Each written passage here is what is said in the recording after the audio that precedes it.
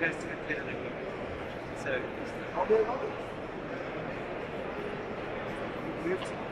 Okay. Can you hear me? Yes, it works. All right, we will just wait for the undisciplined. You ask you. Right.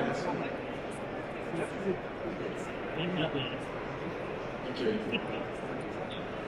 All right, I think we will start because I know some of you have a dinner far from here. But really, it's a great pleasure to be here back at ITW to speak about Africa. I think it's the main topic, I would say. And so good afternoon. So I'm Charles Seldesager, a managing partner for Cambridge Management Consulting. And the topic here is putting Africa on the cloud and wholesale connectivity map. And we know there is a push of digitalization and cloudification of enterprises across African nations, which is going really on the way with an increase of public spending on cloud. And that's important. Many investments in fiber, in data center, in subsea, and other telco infrastructure. And we were going to look at that. This is very important. But the objective is what? Is gathering and delivering a fast internet across the continent. There are some drivers which we are going to look at in our sessions as well. But before doing that, I would like to have each of you to introduce yourselves, because you will do it much better than I will do it myself. So, Tunde, if I can even call you Tunde. Good afternoon, good evening now, I guess. Soon. Soon, yeah. Ladies and gentlemen, I'm delighted to be here. My name is Tunde Boka, and I'm the Chief Executive Officer of Open Access Data Centers, OADC. OADC is owned by WIOC. WIOC is a Pan-African open access wholesale connectivity provider. It's been around for about 14 years now. And WIOC, we have a connectivity business in the data center business, which was set up about 2 years ago. And we made significant progress actually with facilities, four facilities in South Africa, Durban, Joburg, Cape Town. We've got a large facility in Lagos, about 4 hectares of land. It's the largest campus land acquired for DCs in West Africa right now. I'm making great progress getting the facility ready in Kinshasa, and we're building out across Africa. I've been in this role now for about 10 months, and prior to that I spent about 8 years as CEO for Rack Center, and before that CIO for Access Bank. Before that my career was in the UK and other global roles. Thanks. Delighted to be here. Thank you. I'm Ian Diem. I'm the founder and CEO of Password Data Centers. We're a carrier-neutral facility in Morocco. We've recently expanded into other geographies. Maybe we'll talk about that. We've been doing this for about, too long now. A little over close to 14 years now. So Africa has been quite an interesting challenge. I used to be in the US before. Not the same scale, not the same challenges, but great opportunities, I think. Thank you. Yeah. Thanks. So my name is Gaylord. I'm Commercial Director for IX Africa. IX Africa is actually it's the only hyperscale data center in Eastern Central Africa, based in Nairobi, Kenya. So 22.5 megawatts of hyperscale being built, ready to go. IX Africa was a great job. Guy Wilner is one of the gurus of data centers. Started IX Europe, stepped sold over to Equinix, so it's part of Telecoms. I joined his team about 4 years ago. Been in the data center industry for about 5 years myself now, and telephony behind me as well. So a lot of commercial experience on my side. It's going to be exciting to grow this market in Africa that we're looking at, where I think I reckon the next billion is Africa. Thank you, Rashid Ali. Rashid Al-Ali, I'm the Vice President of the International Data Business for EN, formerly known as Etisalat. We are one of the leading companies. We are also known region in the Middle East. We are investing for a while. We have around 16 operations across Asia, Middle East, and Africa. We are over 160 million subscribers, about 60 billion revenue in 2022. We believe in Africa. We are among a few companies who invested early since 1998. We are across Africa from East, West, and Central Africa. I'm so excited to be among you and in this kind of discussion, etc. Excellent. I just want to check, can you hear us okay, everybody? Is this all right? Okay, that's important because I know there's a lot of noise and echo, so I want to make sure that the message goes through. So I'm going to ask you my first question. So in this context of digitalization and cloudification of enterprises across Africa, what has been the most advantageous thing you or your company have done the past 12 months? Maybe, Rashid, you can start. Yes, of course. See, as I mentioned, I mean, the way that we are taking and believe in Africa, actually, it is not something new. We are investing in Africa in so many countries. We started from Tanzania, Sudan. We are even in the west side of Africa, where we are investing in Telecom, around 11 other countries on the west side. We are doing a massive job by introducing not only things related to the submarine cable, which we really enjoyed the To Africa discussion before the discussion we are going to take. But I think we are taking the matter beyond the infrastructure as well, because we believe in the ecosystem.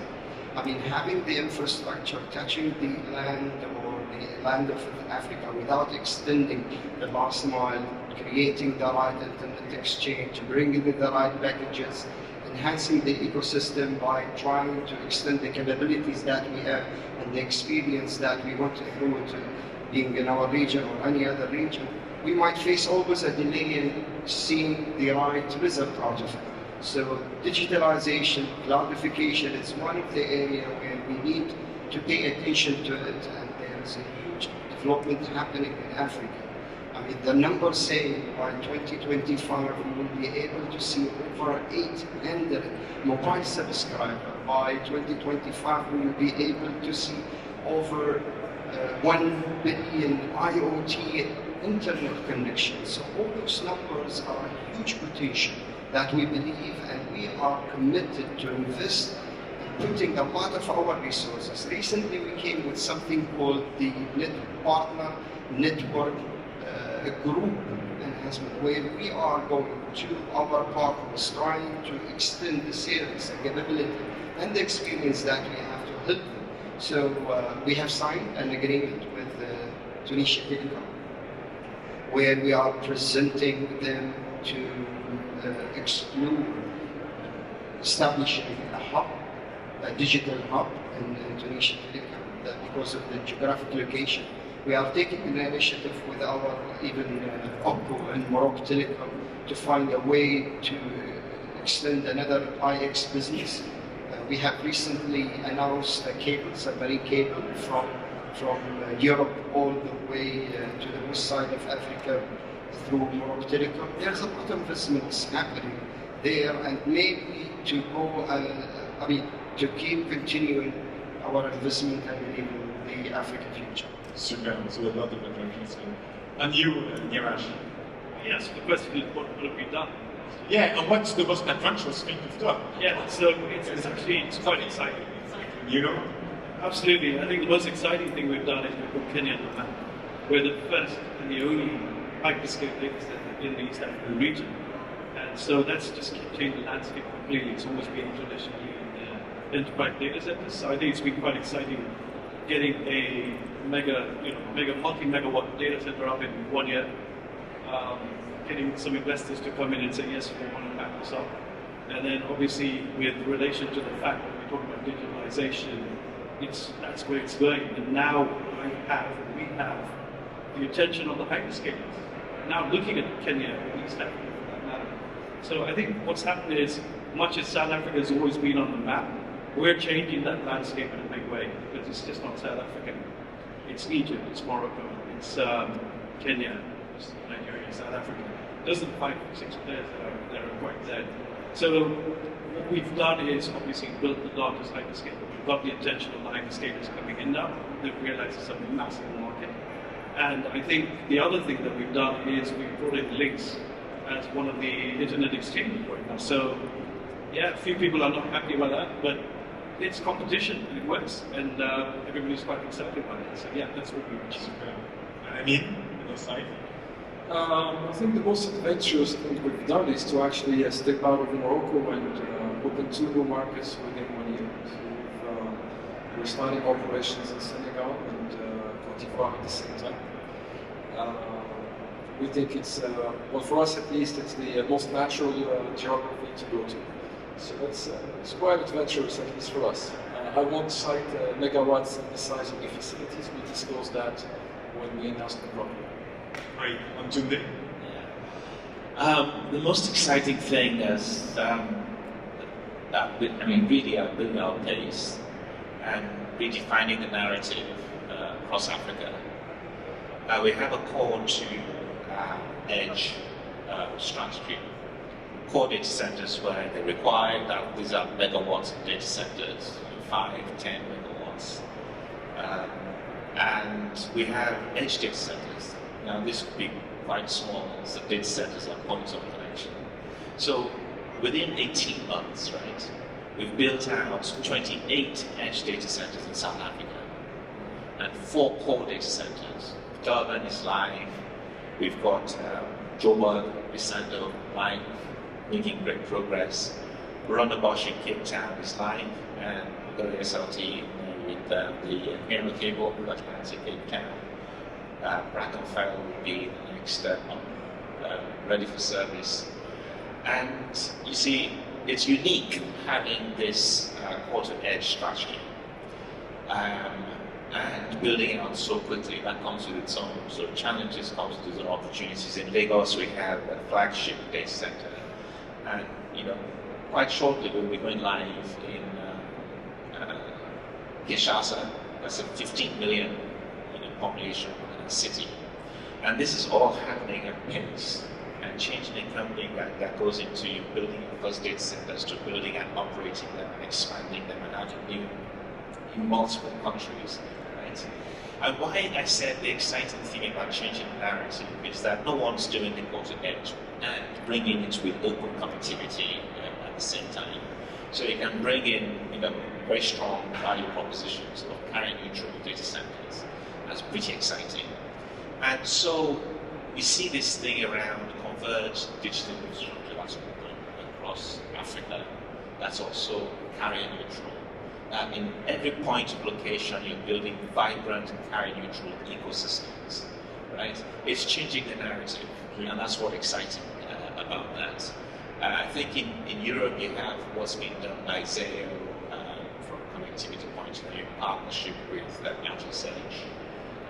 But you see, what you do with a lot of things in Africa is you Africanize the ideas, right? And execute within an African context. It's pretty exciting, pretty challenging at the same time. Super, thanks a lot. So I was talking as well about public spending to grow, will multiply by 3 in the next 4 years in fiber, DC, subsea, and telco infrastructure. In this environment, I'd like to have your opinion on those investments. Which one do you see actually the most exciting one you've seen in yourself? Maybe you want to start today.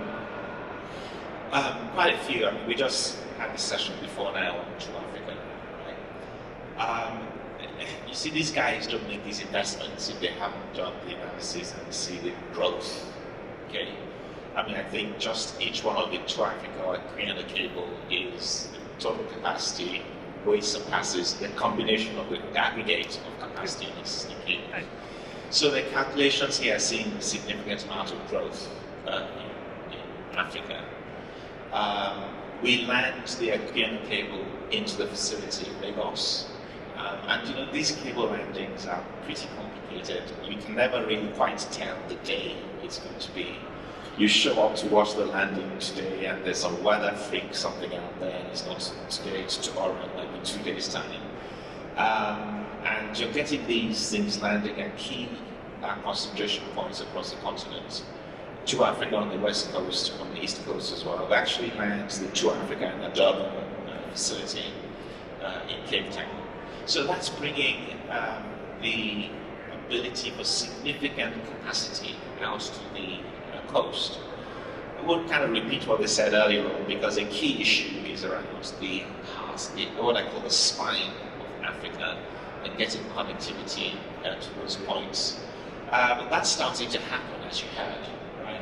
Thousands and tens of thousands of kilometers of fiber being deployed. It has to be fiber. Satellite is not as effective, as efficient, but for places where you actually can't get to.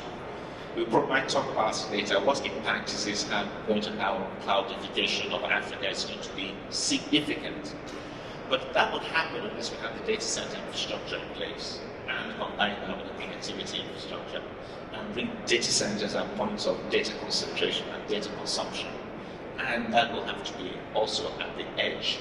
So although we talk about the key cities, consumption points in Africa, South Africa, and so on, you'll find a distribution of digital infrastructure into different parts of Africa.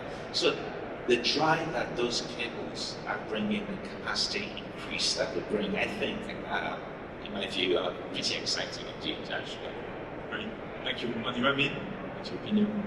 Yeah, well, I think it's only the beginning.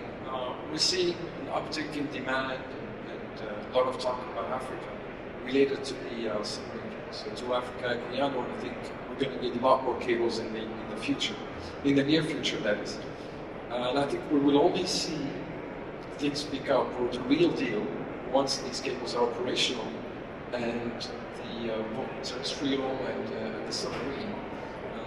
I think the best is yet to come for our region. Aside from what the governments are doing, we see a lot of deregulation, we see a lot of infra money pouring into fiber and data centers. It's more about picking the right locations at the moment and pushing for the right deregulation for things to accelerate. Niraj? So yeah, it's, I think one of the first things to understand is all eyes are on Africa. You know, two Africa's coming in, Guyana's coming in, Africa One is coming in, a lot of cables have come in. And so what does it mean? It just totally is the fact that there is a huge market that is available and has adopted cloud services or taken up e-commerce and also digitalization, so health, government. And what does that need? It needs connectivity. It's the case for all sorts of cables to have. I think now what's happening is that interconnectivity and connectivity terrestrial has to grow. And that's what's required. So when we look at 5G rollout, it's just speeding up the requirement. It's connectivity that's growing, which is all great to Africa, because that's fine. But then again, it's the fact that's what needs to grow, and that's what's happening. So yeah, Africa is the key market right now. Data centers are connectivity is the core, and you know, we need to make that grow. So certainly it's going to be a big haul, but this is a tremendous market simply because I think the hyperscalers, when I go back to hyperscalers, they've already seen this in their base in South Africa, for example, in Microsoft or AWS, and they want to look at growing out, and so there is that demand, and that's what we're seeing now, and that's, you know, saying that it's all connectivity and data center infrastructure, which then brings a different challenge as we go along. So how are we going to push this? What do we need to do together if we get on to it? I think what Niraj mentioned is very much important. There is a lot of cables, submarine cables coming. There is a great kind of investment happening even at the data center side. But there is no, let's say, at the same speed kind of investment we see at the last mile happening in Africa. We might end with what is happening with most of the submarine cable that will remain for a couple of years are not being well utilized. And usually the speed of utilization of the submarine cables got fully utilized, for example, in the Middle East, in Europe, or even in some area of the East Coast or West Coast of the US. Within 1 year, we see people are raising a request for upgrade, while in Africa we see cables coming at the same capacity for a number of years. Therefore, the investment required to enhance the utilization, which I mentioned before, the system, where we see a great deployment for the 5G, the great deployment for the last mile of fiber extension, of DTH, enhancing the kind of investment that the government policies, regulation, all those ecosystem will help to lift the data business sectors, being from the end users to the SMBs to the hyperscalers, to interact together in this kind of system to make this transaction of data capacity bigger than what is happening. The moment we see such kind of is happening, we will see even a reflection in the creating jobs and enhancing the intergroup business. Africa has a lot of potential. Thank you. Thank you. So, okay, we speak about this investment, we spoke about the growth, but of course we need to speak about challenges and pain points. And I'd like you to tell me about anecdotal stories that you have experienced from the most challenging project you have experienced, and maybe the lessons learned about those anecdotal stories. Who wants to start? You, Amit? Yeah, I'll start. Well, we did a special panel just on that, because the list is quite long. Yeah, we've all been here for some time. We started in 2008. You guys did about the same at Track Center, or before you moved on. But the challenges, we've been able to overcome a few. But a few anecdotes. I'll cite one from someone that mentioned it to me today. So we talk about all this, but we don't realize that in some countries, you run 100% on diesel. All the time. Okay. And then you have the diesel backing up the diesel or with gas. It's just the logistics around some of these topics. You have then hyperscalers showing up and having ESG requirements, the environment. Sometimes you just cannot do that. Shortage of skilled people that can operate data centers. We take it for granted. We had to build a whole academy within the company to onboard people. You can't just hire someone that has managed data center and they're ready. So we're still building the ecosystem from many other aspects as well. So it's, and the list can go on in terms of challenges, but I'll let my colleagues take it. And you want to continue? You? You know, we've done a lot of projects, and there's no single project in Africa without challenges. Actually, it is not a kind of a bad way. No, it is an exciting, big time. And in each of those experiences that we went through, we had a great experience. And one of them, you know, we are among the few people who invested and extended the submarine cable, the first submarine cable to Kenya. So we have teams, and we also invested in EASA. And to find a way where you can end with a submarine cable, landing a country without allocating that kind of capacity with a single landing point. I'm talking about it in terms of partner. So to make sure that we end with a submarine cable and having no issue with the other members. So we managed to bring teams to Mombasa, landing with all the telecom partners, including the government. And that, I believe this has never been happened before. Or maybe in some area where I'm not doing a business so far. But it was a big challenge to make sure that we are not here to prefer any partners against any partner. So it was a venue for everyone, because we believe this cable will be a great opportunity for the end user, which is the main objective. And we managed to reduce, I remember at that time, it was MB over 1,500 to be 900 on the same day we launched Teams cable. So it was a big challenge to get all the telecom operators to be part of this family, including the government, and also to manage to extend that landing point all the way to the capital, which is Gaylord. Fantastic. All right, Yash, me? Yeah, I think look, I mean, it's our first project in Africa, so it's actually quite interesting. One of the things that I think most people have had to work with is the hangover of COVID. And so the supply chain, that's been a challenge. Yes. I think that's one of the key challenges that people have to look at, and we have to look at which is getting streamlined. But that certainly puts kind of slows down the process. I think the other thing is generally when you're doing such a big project, from PowerPoint presentation to actually bringing around, a lot of projects stall at that stage where it's still a PowerPoint presentation, and that's probably one of the biggest challenges that people do have. In our case, it was quite an exciting process where we had quite a few investors who wanted to come in, see Helios at that time getting through. So while we were negotiating the hangover, we were also now working with funding coming in, and that came through quite well. So it's been quite exciting, to be honest. Today? Yeah, I mean, Connie did pretty well. Lots of challenges. Where do I start? We've talked about some of the supply chain challenges. I'll just come in another angle here around what I'd call market and commercial risk challenges and so on.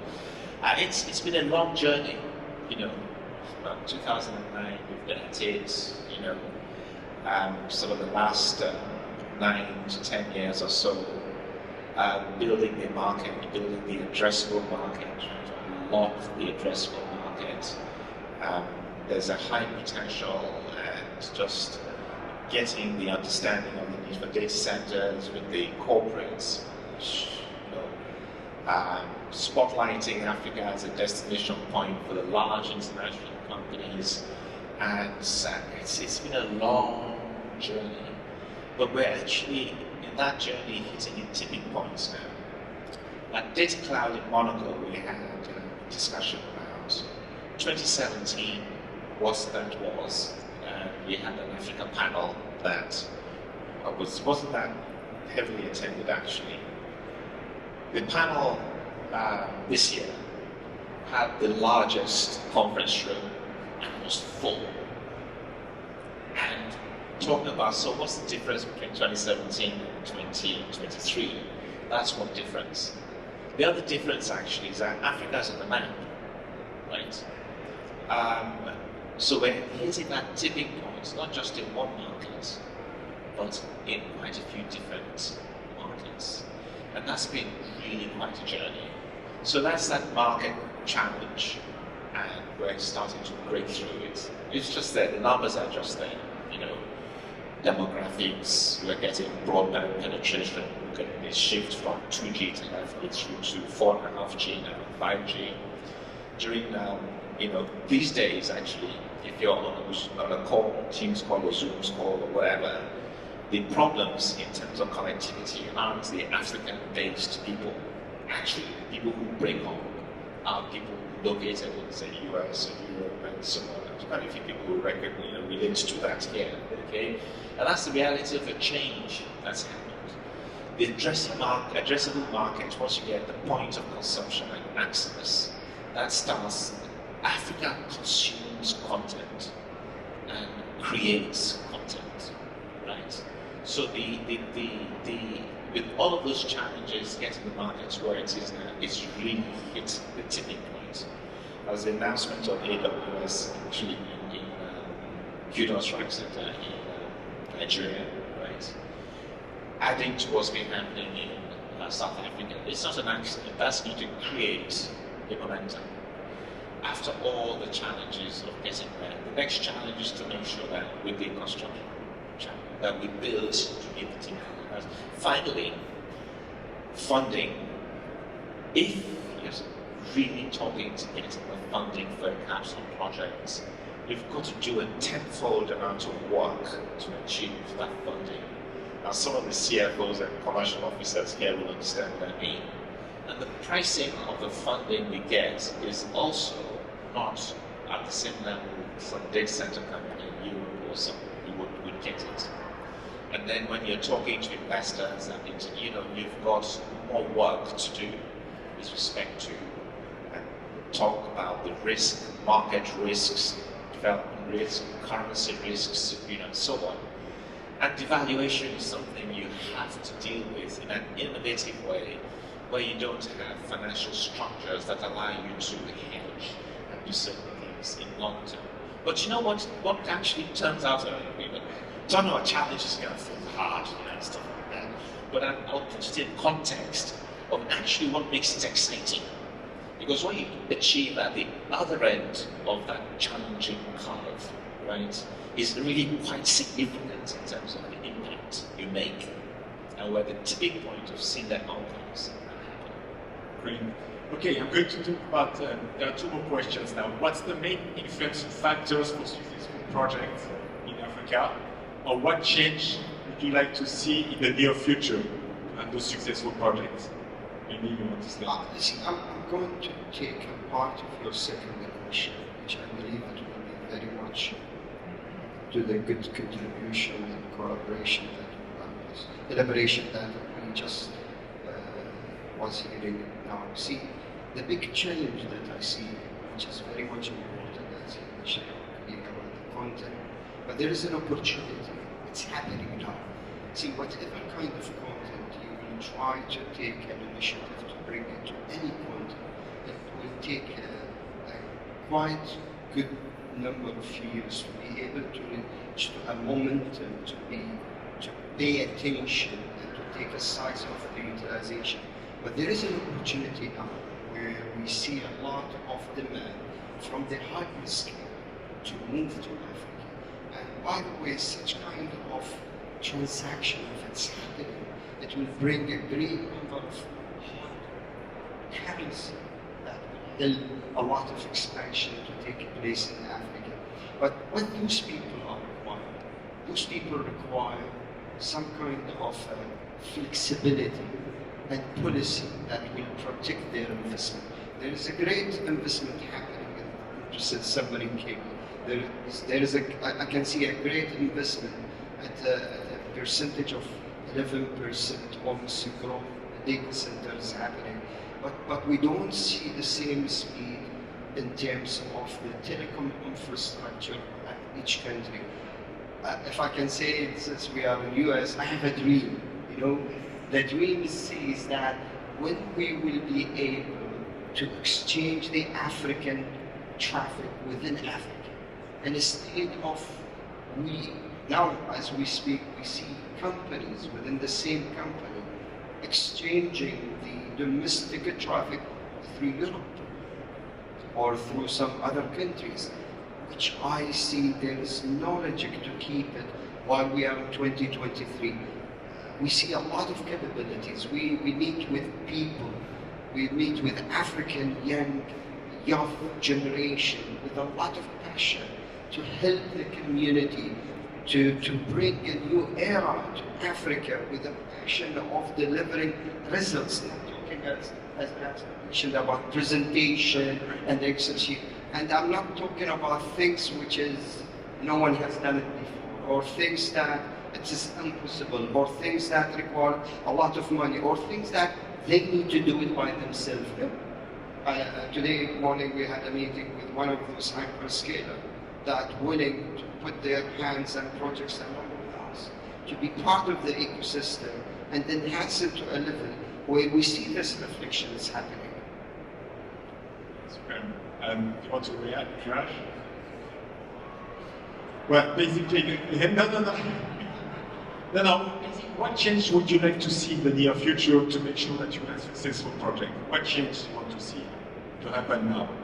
In the near future? Well, I think it's okay. It's quite an interesting question. The change.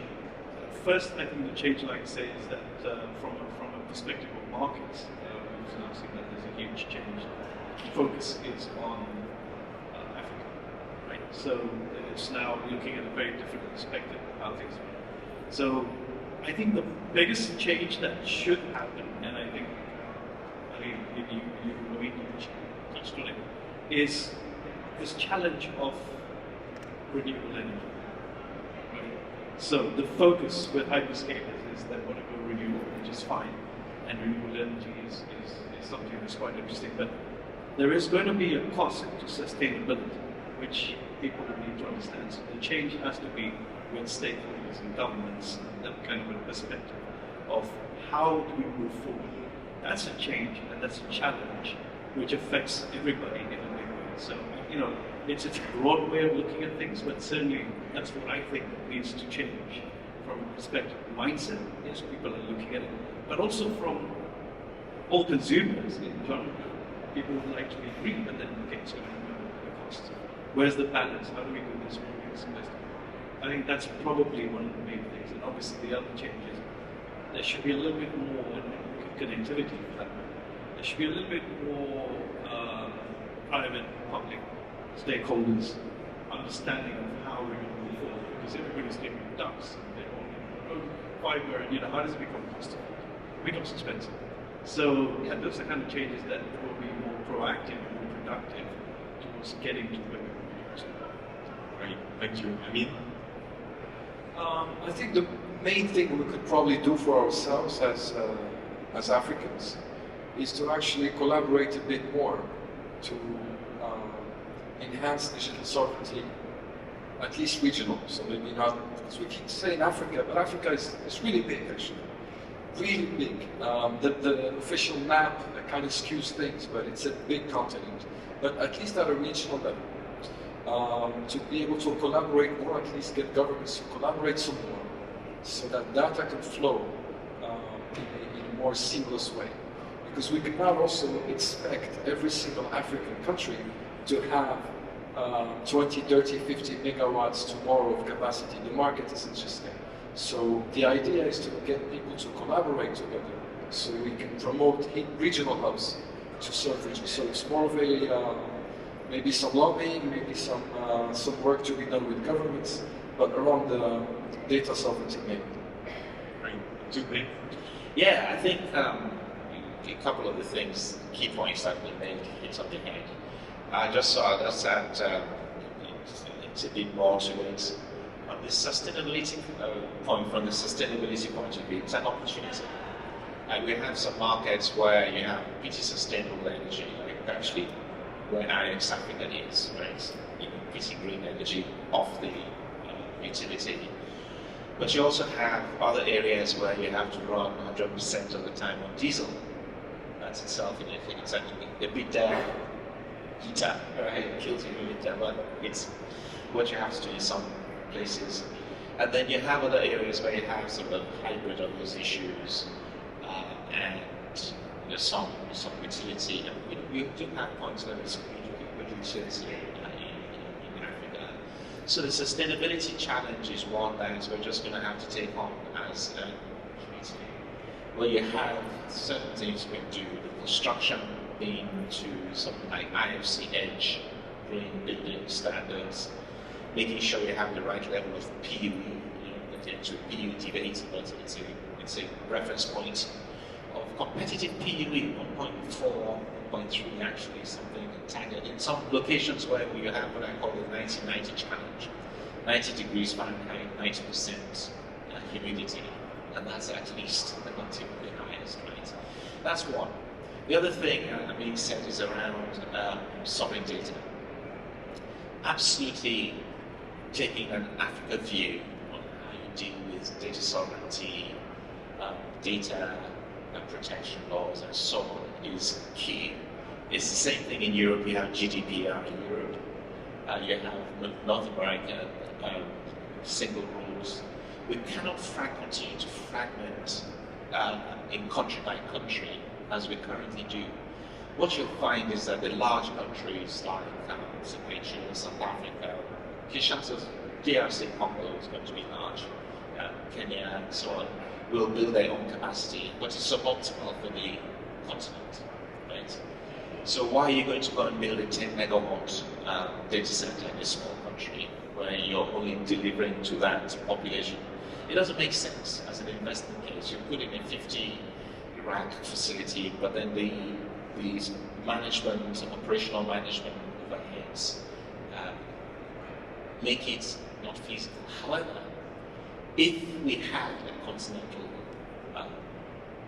approach, you could actually go to where it's most optimum to deliver the capacity, the scale of Africa It's just sheer rules of latency means that it's okay to put a data center in a small country because it'll serve a whole range of countries and regions around there. But you don't have to put another data center elsewhere because it's too far. The continent is just... So the data center investment will go to the countries that are most conducive to the investment. And the route to get there will change. Right now in Africa, you have the Africa Continental Free Trade Agreement. The journey, if it's executed, the upsides are high. How about having digital infrastructure as it is actually, it is a key enabler. Digital infrastructure is a key enabler to the Africa Free Trade Agreement, right? As well as open financial services, and so on. Use that as a vehicle of having common sovereign data across the continent and watch the data center market explode. I don't think it's going to be a restriction to the large countries, but I think the smaller countries are certainly going to get investment. It'll drive consumption at those points of use. And then you have a key upside of digital investment coming out across the continent. Great, thank you. I'm conscious of the time because I know it's past the time, and it's going to be my last question. What keeps you awake? Who wants to start? You? Of course. What keeps you awake? Yeah, the opportunity. Yeah, the opportunity, the positiveness of the future, the belief that of course, your question related to Africa. The size of the opportunities. We are talking about a content by 2025, as I mentioned, almost 700 to 800 million of data subscription expected. Where you can find such kind of things? I'm not talking about Asia. There is a lot of projects, but see the location of Africa compared to Europe and Middle East is unbelievable. And the challenges, if it is an easy place to do business, it would not be that much exciting. But when the challenges is there, and you will be able to execute your experience in a much action way, of course, that's what makes you wake up around the clock. Yeah. Garage? So what keeps me up at night? The day, I don't know. Maybe the jet lag. Yeah. So the first thing is I've been waiting for this data center to open up. We have some challenges. Not big challenges, but just challenges that kind of slowed down sort of thing. So there was, my expectation is there and it's going to happen and we're going to see customers come in. So I wanted to open. That's the first thing that keeps me up.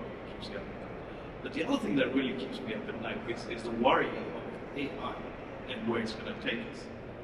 Because that needs some serious regulation. That needs some serious thinking. And that's where we're heading. We're building all of this, and it's going to be IoT, it's going to be AI, it's going to be a lot of things, and then, yeah, that's what worries me. Great. And I mean? I sleep very well. Good. So you know that keeping you awake? No, really. But all jokes aside, but the main concerns, I guess, is are we building fast enough? Are we building too much for the time being? It's all about timing the locations, timing the investment, things like that, more business-related matters. But otherwise, but I used to not sleep when I opened the facility. But that was a long time. Yeah, if you let challenges keep you awake, right, you'll never sleep in Africa, right? You just get insomnia and go crazy and bang. And if you're a pilot and you're flying through turbulence, you just fly the plane through turbulence. That's the way it is, right? But what really keeps you engaged and so on is the excitement of the scale of the opportunity. How you take it on, and how you make sure you take it on in the right pace that's risk managed, and so on. It's complicated. So it's how to really break these big things down into those ideas, and the ideas and the innovation and what you could do, and just not let impossible be a word that you put into your next level sort of life. So I want to thank you, my panelists, for doing this super work to your job today. Thank you. Thank you. Thank you. And thank you to Charles and of course all the panelists. I think we've officially crossed from afternoon to evening, so it seems fitting to let you know